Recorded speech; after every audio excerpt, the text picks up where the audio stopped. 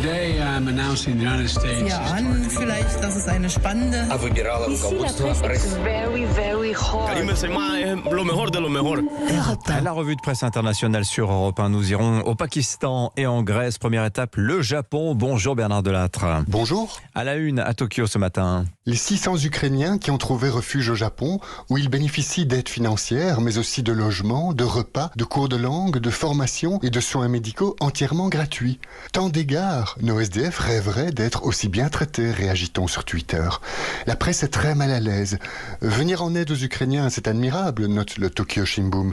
Mais dans le même temps, notre pays continue de rejeter chaque jour les demandes d'asile de malheureux ayant fui la guerre en Érythrée, en Afghanistan ou au Myanmar.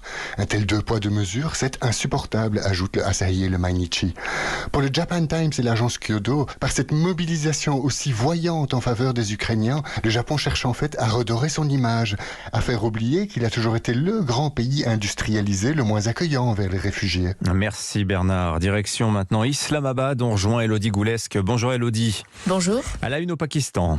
Eh bien, ce dont on parle au Pakistan, c'est de l'élection du nouveau Premier ministre Shehbaz Sharif. À peine 3 jours après son investiture, certaines réformes sont déjà controversées.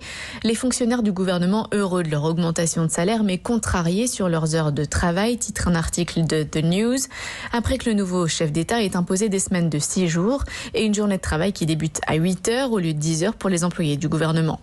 Réputé pour être un bourreau de travail, le nouveau Premier ministre pakistanais affirme sur Twitter que son gouvernement travaillera jour et nuit au bien-être de tous. Shehbaz Sharif tend la main à l'international, y compris à son rival historique indien sur les réseaux sociaux. Le Pakistan souhaite une relation paisible et coopérative avec l'Inde, explique-t-il. Au-delà du redressement de l'économie du pays, son premier défi sera de former un gouvernement de coalition ces prochains jours. Enfin en Grèce, bonjour Clémentine Athanasiadis. Bonjour. De quoi parle-t-on à Athènes ? Ici, on parle du match retour qui opposera ce soir l'Olympique de Marseille et le PAOK. Le club de Thessalonique accueille les Phocéens pour une place en demi-finale de la Ligue Europa Conférence.